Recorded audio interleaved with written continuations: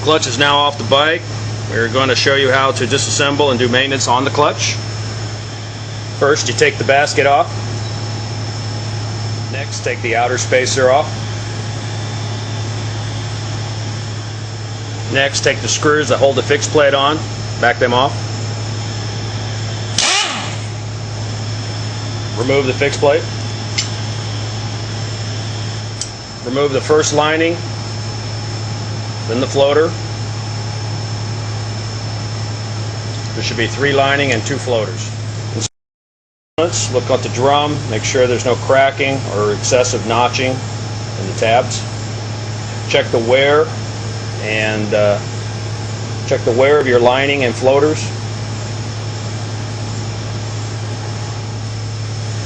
Lining should measure 100 thousandths at the beginning. Lining is good until approximately 90 thousandths. This is the fixed plate. Check for excessive wear or cracking. The fixed plates should last anywhere from 30 to 50 hours of racing. Check your floaters. They start out at 50 thousandths. If they don't typically wear all that quickly, but if they go below 45 thousandths, you need to replace them. Also checking for flatness on the floater. You can use emery paper, 220 to 300 grit. The color doesn't mean much as long as the floater is flat and is not below 45 thousandths in thickness. Always check your gears for excessive wear or cracking. Also check your pressure plate for any excessive wear or cracking. It's highly unusual. Check it nonetheless. Okay, if you have to take the pressure plate off, this is how you do it. Back off all 5 adjustment screws that hold the spring and retainer in place. Back the spring out.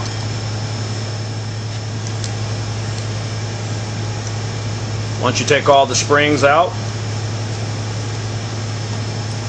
along with the adjusting screws and retainers, you pull the pressure plate off.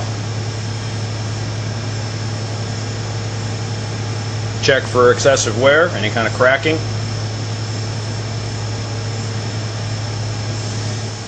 Check your spring height and wear. New springs come in at 500 thousandths or 12.70 millimeters.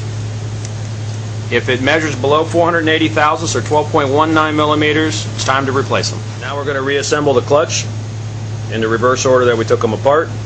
Put the dowel pins into the levers and slip the lever into the dowel pin slot. And repeat that 5 times. After you install the levers, slip the pressure plate back on. Slip it back on the drive hub assembly and flip it over. Hold it in place. Reinstall the springs.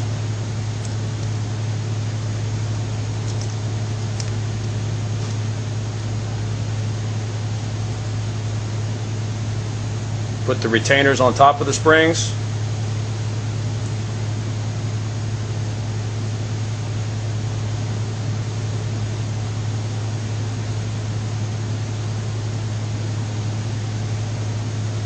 Put the adjusting screws back in.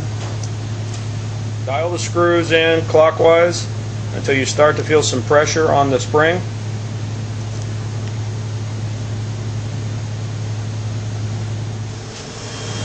Adjust the screws, the adjusting screws down to 220 thousandths.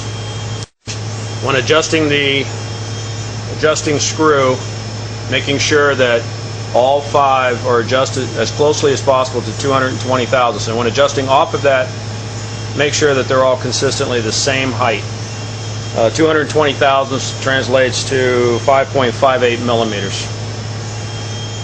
Now we put in the lining and floaters. Lining first, then a floater, then a lining, floater, and lining.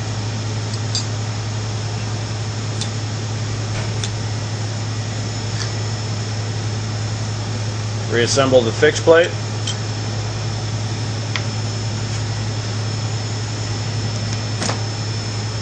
With the 5 Torx head screws. Tighten all the screws lightly so that the fixed plate seats properly.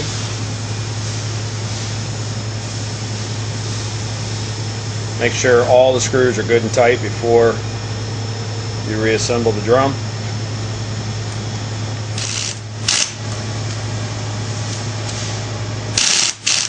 This is a T25 Torx bit. That's what you'll need to tighten up the Torx head screws on the fixed plate. When adjusting the clutch, check the air gap between the pressure plate and the inside lining. That should measure about approximately 25 thousandths plus or minus 5 thousandths, or 0.635 millimeters air gap. The reason for keeping the air gap in a specified range is to keep the clutch working at an optimal level. As the friction discs wear and the floaters wear, this will increase the air gap, which in turn increases the stall speed, or total lockup. You can bring the air gap back into factory spec by using optional thicker floaters. Install back on the bike. Once you remove the clutch cover from the engine, then remove the screw with the copper washer from the cover.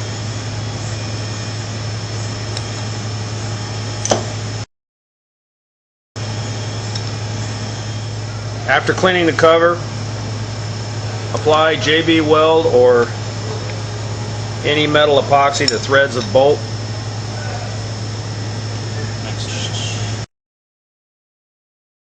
The 2-part JB Weld together.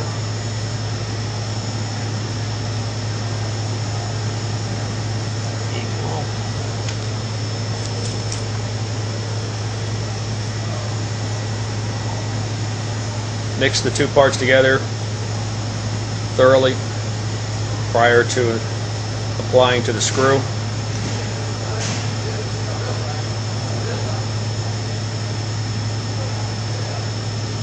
Apply on all the way around the threads.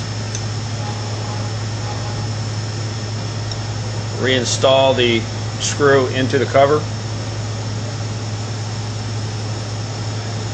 and tighten. Epoxy is set for 30 minutes, and then we can grind the boss on the inside. What the clutch cover looks like before grinding. The height on that boss is approximately 7/16 inches, or about approximately 11 millimeters. Be sure to measure from the inside of the boss, not the outside.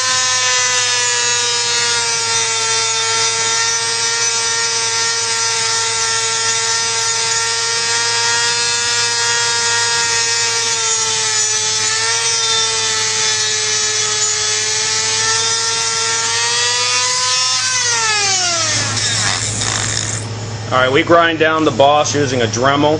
You can do it any way that is most convenient for you. When you finish grinding, the height of that boss should be 3/16, again measuring from the inside because of the draft of the cover. 3/16 are 4.75 millimeters. This is a before and after view. The cover on the left is before we grind. The cover on the right is modified to fit the 3-disc clutch. Remember to clean the inside of the cover prior to reinstalling.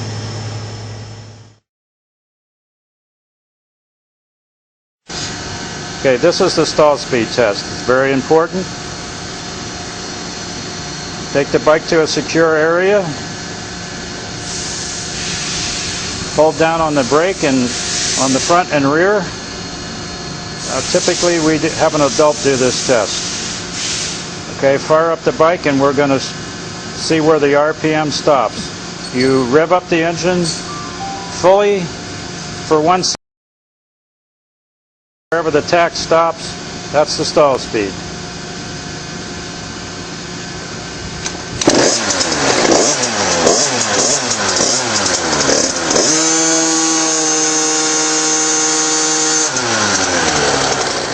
Okay, as you can see on the tach, the stall speed is 97.20.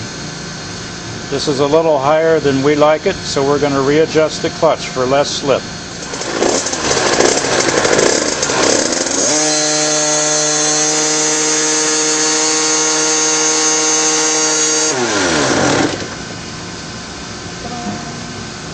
Okay, as you can see now, it's just a shade under 9400, which is where we recommend, and we're going to go with that setting.